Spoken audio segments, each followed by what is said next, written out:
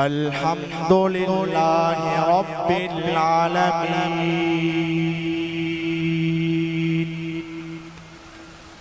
वल आक़िबतु लिल मुत्तक़ीन।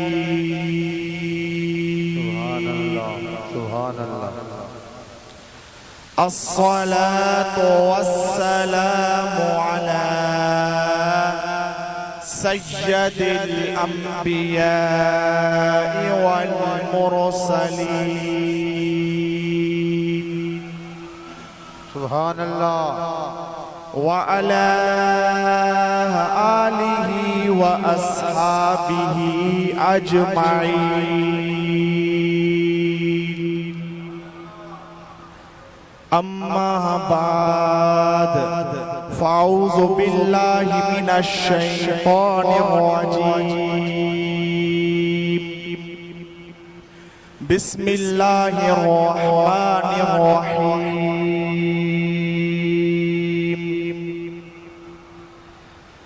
कुल या इबादियल्लज़ीना अस्रफ़ू अला अनफुसिहिम ला तक़नतू मिन रहमतिल्लाह इन्नल्लाह यग़फ़िरुज़्ज़ुनूब जमीआ इन्नहु हुवल गफ़ूरुर रहीम।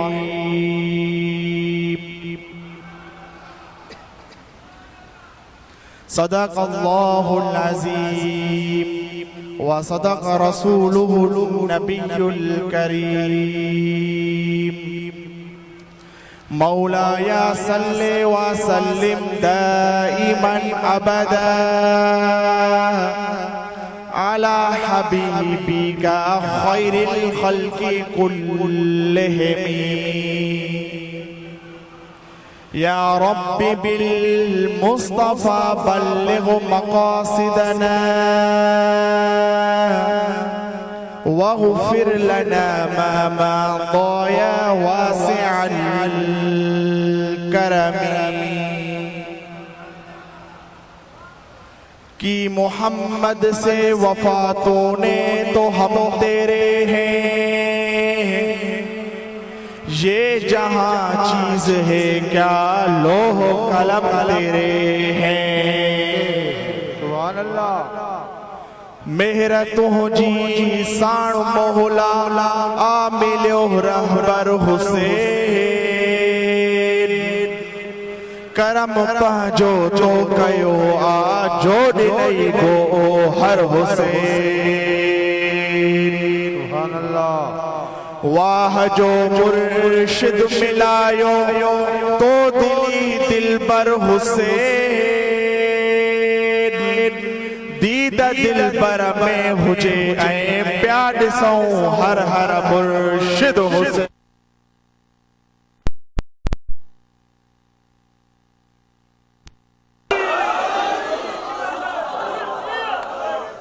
सामीन हज़रात, तमाम तारीफ़ूं अल्लाह ताला जे लाइ आहिनि जेको वहदहू ला शरीक आहे। तमाम तारीफ़ूं अल्लाह ताला जे लाइ आहिनि जेको तमाम जहाननि जो ख़ालिक़ आहे, मालिक आहे। तमाम तारीफ़ूं अल्लाह ताला जे लाइ आहिनि जेको बेमिसल बेमिसाल आहे, जंहिंजो न कोई मशीर आहे, न वज़ीर आहे, न कोई सलाहकार आहे।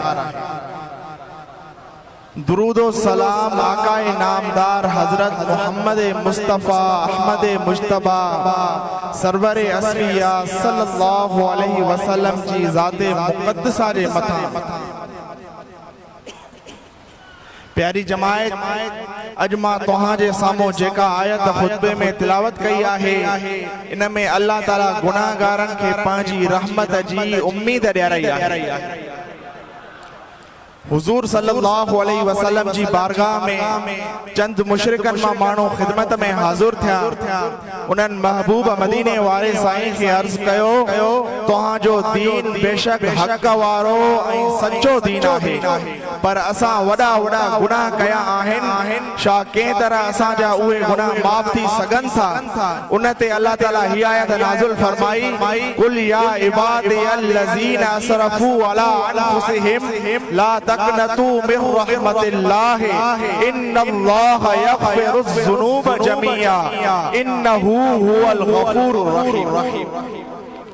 ए मुझा हबीब तू फरमाए, ए मुझा उहे बानाओ जन पंहिंजी जान ते ज़्यादती कई, उहे मां अल्लाह जी रहमत खां नाउमीद न थियनि। बेशक अल्लाह समूरा गुनाह बख्शींदड़ ऐं निहायत मेहरबान रहम फरमाइण वारो आहे।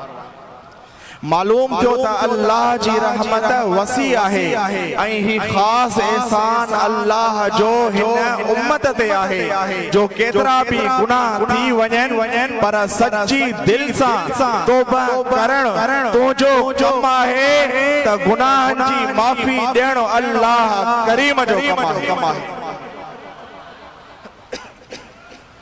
प्यारी जमायत, असांजे आका व मौला हुजूर सैयदुल मुरसलीन रहमतल लिल आलमीन जन जी जलवागिरी खां पहिरियां बनी इसराइल जे माण्हुनि जे लाइ वॾा वॾा सख़्त अहकाम हुया। उन्हनि खे हुकुम हुयो त जेकॾहिं कपिड़ो नापाक थी वञे त उनखे कटियो वञे, जेकॾहिं जिस्म जो को उज़्वो पलीत थी वञे त उनखे बाहि सां दाग ॾिनो वञे ऐं माल जे चौथे हिसे जी ज़कात अदा कई वञे। ऐं जेकॾहिं उहे कोई गुनाह कंदा हुया त उन्हनि जी पेशानी ते लिखियो वेंदो हुयो त हिन शख्स फलाणो गुनाह कयो आहे। कुर्बान थिया हुजूर रहमतल लिल आलमीन जन जी रहमत ते जो महबूब करीमन जी जलवागिरी सां असां गुनाहगारनि ते अल्लाह ताला आसानियूं पैदा फरमायूं। पाणी खे असां लाइ पाक बणण वारो कयईं। हाणे असांखे कपड़नि खे कटण ऐं जिस्म खे दाग ॾियण जी ज़रूरत नाहे। कपड़े ऐं जिस्म ते पाणी वहण सां कपड़ो ऐं जिस्म पाक थी वञे थो ऐं गुनाह केतिरा भी हुजनि पर अल्लाह पाक असांजे गुनाहनि खे सदके मदीने वारे साईं जे ज़ाहिर नथो करे ऐं जेकॾहिं सच्ची तौबा कयूं था त अल्लाह ताला असांजे गुनाहनि खे माफ़ फरमाए छॾे। सुभान अल्लाह, सुभान अल्लाह। प्यारी जमायत, मदीने वारे साईं जे सदके असां गुनाहगारनि लाइ अल्लाह ताला पंहिंजी रहमत जा दरवाज़ा खोले छॾिया।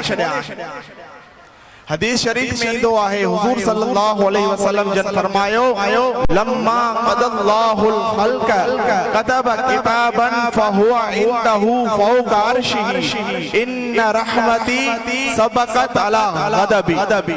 जॾहिं अल्लाह ताला मखलूक पैदा करण जो इरादो फरमायो त हिक तहरीर लिखे जेका अर्श ते आहे। मुंहिंजी रहमत मुंहिंजे गज़ब ते गालिब रहंदी, यानी मुंहिंजी रहमत घणी रहंदी ऐं मुंहिंजो गज़ब घटि रहंदो। हजरत मूसा अलैहिस्सलाम जी कौम में कहत पैदा थियो। कौम वारा हजरत मूसा अलैहिस्सलाम ॾे आया, अची अर्ज़ कयो, अल्लाह जा नबी कहत पैदा थियो आहे, ज़मीन अनाज पैदा नथी करे, असां ऐं असांजा जानवर बुख ऐं बुञ ते मरी रहिया आहिनि। अल्लाह जी बारगाह में दुआ कयो त अल्लाह ताला पंहिंजी रहमत जी बरसात नाज़िल फरमाए। हजरत मूसा अलैहिस्सलाम फरमायो, फिलाणे मकाम ते तव्हां पाण भी अचो ऐं पंहिंजी औलाद खे भी वठी अचो ऐं पंहिंजी औरतुनि ऐं माल मवेशी खे भी आणियो। जॾहिं सभु जमा थिया, हजरत मूसा अलैहिस्सलाम फरमायो, तव्हां भी अल्लाह खां दुआ घुरो, मां भी अल्लाह खां दुआ थो घुरां। हजरत मूसा अलैहिस्सलाम अल्लाह ताला जी बारगाह में अर्ज़ कयो, ए असांजा खालिक, ए असांजा मालिक, असां सभु तुंहिंजी रहमत जी बरसात जा तलबगार थिया आहियूं, पंहिंजी रहमत जी बरसात नाज़िल फरमाए। अल्लाह ताला फरमायो ए मूसा तुझी कौम में एक एड़ो शख्स आहे जे 40 साल मुसलसल गुनाह कया है मां रब के नाराज कयो अथई वो हिता न निकरंदो तेसी ताईं मां बरसात न वसाई। हजरत मूसा अलैहिस्सलाम कौम के फरमायो त हिते एक गुनाहगार शख्स आहे जे 40 साल गुनाह कया है वो हिता निकरंदो त वो अल्लाह ताला बरसात नाज़िल फरमाइंदो। जडे ही आवाज उन गुनाहगार शख्स जे कनन ते पहुतो त समझी वयो वो गुनाहगार शख्स मां ही आहियां जे 40 साल गुनाह कया आहिनि जे कदे निकरां थो त ख्वार थिया थो जे कदे नथो निकरां त पूरी कौम तकलीफ में मुब्तला थी वञे। बस उते वेही अखिन मां आब हरे अल्लाह जी बारगाह में एक एड़ी त दर्द वारी दां की ऐं अर्ज की ए मुजा अल्लाह ए मुजा करीम रब 40 साल ए ढकिया थई त हाणे भी ठगी। बस उन वक्त अचानक बरसात वसी पई। हजरत मूसा अलैहिस्सलाम अल्लाह ताला जी बारगाह में अर्ज कयो ए मुजा करीम रब कोई भी कौम मां न निकतो ही मेहरबानी कीअं थी। अल्लाह ताला फरमायो ए मूसा जे करे बरसात न पो वसाया उन जे करे मां बरसात वसाई आहे। हजरत मूसा अलैहिस्सलाम अर्ज कयो ए मुजा अल्लाह वो बंदो मुखे ॾेखार। अल्लाह ताला फरमायो ए मूसा जे बंदे के मां 40 साल ढकियो आहे